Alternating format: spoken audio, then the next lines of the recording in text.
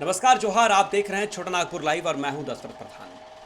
सहारा समूह एक बार फिर प्रवर्तन निदेशालय यानी ईडी की जांच के घेरे में है। देश भर में सहारा की विभिन्न संस्थानों के खिलाफ 500 से अधिक एफआईआर दर्ज है और अब ईडी की कार्रवाई ने एक नया मोड़ ले लिया है। ईडी ने धन शोधन निवारण अधिनियम यानी कि पीएमएलए 2002 के तहत 2 अहम गिरफ्तारियां की हैं।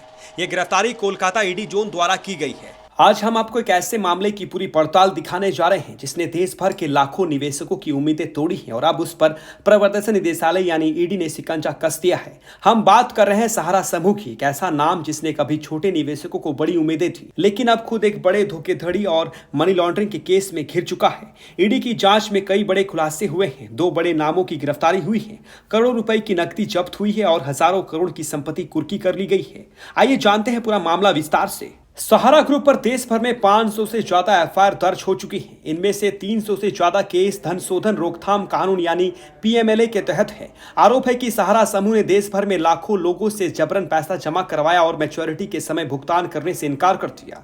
ईडी ने 3 राज्यों ओडिशा, बिहार और राजस्थान में दर्ज एफआईआर के आधार पर जांच शुरू की है। इन एफआईआर में आईपीसी की धारा 420 यानी धोखाधड़ी और 120 बी आपराधिक साजिश शामिल है। इस केस में ईडी ने 2 अहम गिरफ्तारियां की हैं। अनिल वी अब्राहम जो सहारा समूह के चेयरमैन कोर मैनेजमेंट ऑफिस के कार्यकारी निदेशक रहे, जितेंद्र प्रसाद वर्मा जो वर्षों से सहारा समूह के संपत्ति दलाल और प्रभावशाली सहयोगी रहे हैं।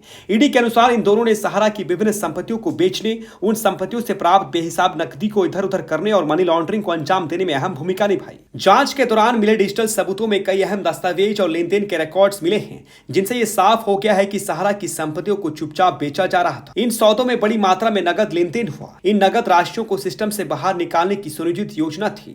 जेपी वर्मा इन संपत्तियों की बिक्री में एजेंट की भूमिका निभा रहे थे और उन्होंने नकदी को रूट कराने में मदद की, जिससे अपराध की आय को छिपाया गया। इन गिरफ्तारियों के बाद 12 जुलाई को दोनों आरोपियों को कोलकाता की अदालत में पेश किया गया, जहां से उन्हें 14 जुलाई तक ईडी की रिमांड में भेजा गया। ईडी की जांच में यह भी सामने आया है कि सहारा समूह ने अपने कई संस्थानों के माध्यम से एक पोंजी स्कीम चलाई, जैसे हमारा India credit cooperative society limited, Sahara credit cooperative society, Sahara universal multi state, Sahara India real estate corporation limited, Sahara housing investment, Sahara metal and commerce. इन संस्थानों के माध्यम से उच्च रिटर्न्स और आकर्षक कमीशन का वादा कर लाखों निवेशकों से पैसे लिए गए, लेकिन यह पैसा या तो निजी खर्चों में इस्तेमाल हुआ, या बेनामी संपत्तियों में निवेश हुआ, या फिर नई जमा राशियों से पुराने निवेशकों को भुगतान कर एक चक्रवात बनाकर रखा गया, जो कि पूंजी स्कीम की क्लासिक परिभाषा है। ईडी ने पीएमएलए की धारा 17 के तहत तलाशी अभियान चलाया, जिसमें 2.98 करोड़ रुपए की नकदी जब्त की गई, कई डिजिटल दस्तावेज और बैंक स्टेटमेंट जब्त किए गए, निवेशकों और एजेंटों के बयान दर्ज किए गए, जिनमें कई चौंकाने वाले खुलासे हुए। इसके अलावा अब तक 2 बड़ी संपत्तियों को अनियमित रूप से कुर्की किया गया।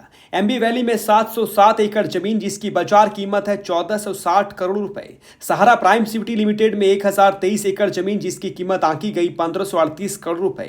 इन संपत्तियों को क्रमशः 15 अप्रैल और 23 अप्रैल 2025 को प्रोविजनल अटैचमेंट ऑर्डर के तहत कुर्की किया गया। सवाल यह है कि इतने बड़े घोटाले के बाद जिन निवेशकों ने अपने जीवन की कमाई इन संस्थानों में लगाई थी, क्या उन्हें कभी उनका पैसा वापस मिलेगा?